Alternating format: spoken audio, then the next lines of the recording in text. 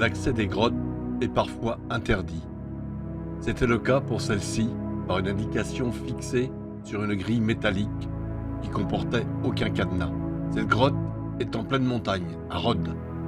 D'autres, par contre, ont un accès facilité par une corde, un petit escabeau, voire des échelles et parfois un réseau d'éclairage.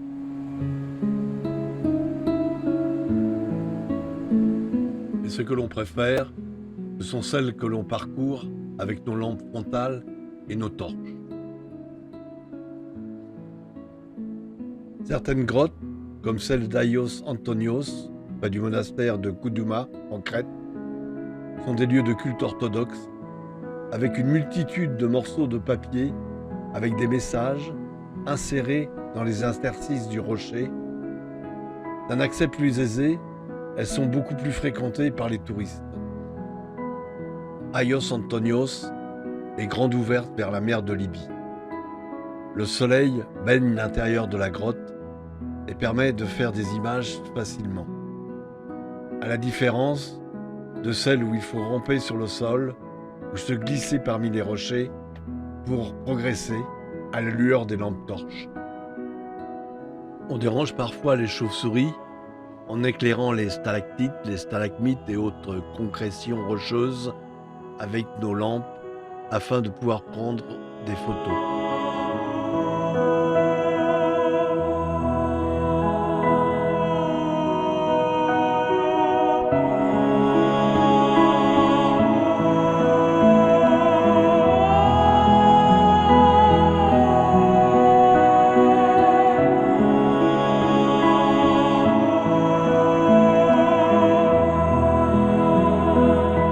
Dracula Kev est situé dans les montagnes blanches. On trouve quelques flaques d'eau en été.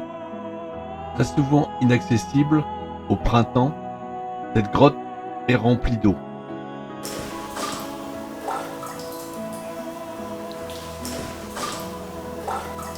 Après avoir parcouru la grotte dans l'obscurité, avec un air frais et humide, dans un silence lourd et pesant, chaque bruit, chaque pas étant amplifié en résonnant sur les parois de la grotte. Et puis, à un moment donné, on aperçoit la lueur de la sortie qui nous attire.